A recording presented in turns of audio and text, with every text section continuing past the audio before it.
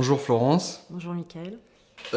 Tu viens nous parler aujourd'hui d'un projet, enfin de plusieurs projets que tu mènes avec le numérique dans ta classe. Est-ce que tu pourrais quand même revenir très brièvement sur ton parcours et nous dire un petit peu comment ça s'est passé pour toi et comment tu en es venu à intégrer le numérique dans ta pédagogie?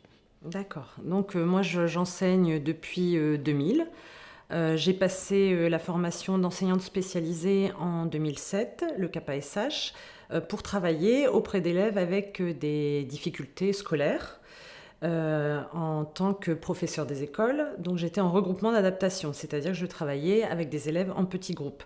Très tôt, j'ai intégré l'outil informatique dans ma pratique professionnelle personnelle parce que je me suis rendu compte du gain et de l'efficacité de l'outil informatique pour la gestion des dossiers de mes élèves, pour la réalisation de matériel, de jeux notamment. Puis j'ai pris un poste en Ulysse Collège avec des élèves porteurs de troubles spécifiques du langage en 2014. Et là, à l'occasion de ce poste, j'ai pu découvrir un autre aspect de l'utilisation de l'outil informatique. C'est l'outil informatique comme outil de compensation pour l'élève. J'accueille au sein de mon Ulysse des élèves porteurs de troubles spécifiques du langage et plusieurs sont outillés par la MDPH avec un ordinateur, une imprimante, un scanner, du matériel adapté en tout cas, qui va leur permettre de compenser certaines difficultés liées aux troubles d'apprentissage. Florence, est-ce que tu peux juste me préciser de quoi il s'agit quand tu parles de MDPH? Oui, la MDPH, c'est la Maison départementale des personnes handicapées. C'est cette maison qui gère toutes les questions autour des personnes en situation de handicap. Par exemple, pour venir en dispositif Ulysse, il faut avoir une reconnaissance de handicap pour pouvoir bénéficier d'une notification qui est donnée par la MDPH. Idem pour le matériel informatique ou pour une demande d'accompagnant AESH, accompagnant aux élèves en situation de handicap. Est-ce que tu peux nous préciser de quoi il s'agit quand tu parles de dispositif Ulysse? Oui, Ulysse, ça veut dire unité localisée pour l'inclusion scolaire. Le dispositif Ulysse, c'est un dispositif qui fonctionne au sein d'un établissement. Il existe des dispositifs Ulysse en primaire ou en secondaire. Moi, je travaille en collège. Donc, mes élèves bénéficient d'une notification Ulysse qui est donnée par la MDPH, la Maison départementale des personnes handicapées. Et ils sont inscrits dans une classe correspondant à leur classe d'âge, 6e, 5e, 4e, 3e, mais bénéficient pour certains enseignements de l'accompagnant d'un enseignant spécialisé en fonction de leurs difficultés ou de leurs besoins. Alors, est-ce que tu peux nous parler de quelques projets que tu as mis en œuvre ces dernières années? Alors l'outil informatique dans ma classe est avant tout un outil pour l'élève.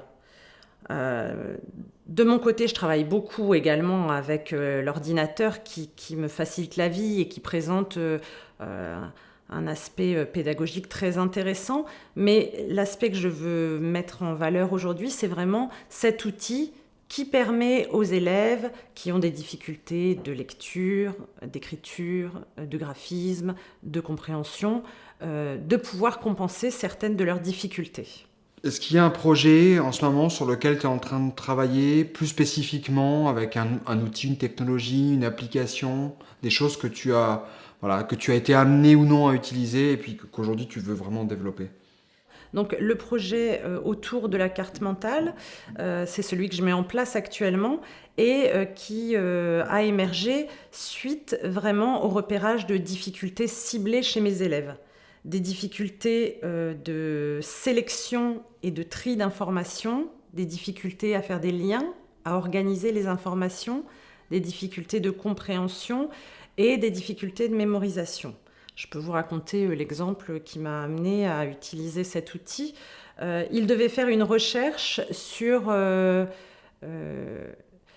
Ulysse en histoire. Et donc, je leur demande, qu'avez-vous trouvé comme information sur Ulysse? Et là, ils me sortent les pages de Wikipédia. Ils impriment tous une dizaine de pages. Mais ils ne retiennent aucune information, ils ne savent pas sélectionner, ils ne savent pas trier les informations. C'est à partir de cela que je me suis dit qu'il fallait trouver un outil pour les aider à organiser, trier les informations, les sélectionner pour pouvoir mémoriser quelque chose. Et c'est dans ce cadre-là que nous avons utilisé pour la première fois Mindomo.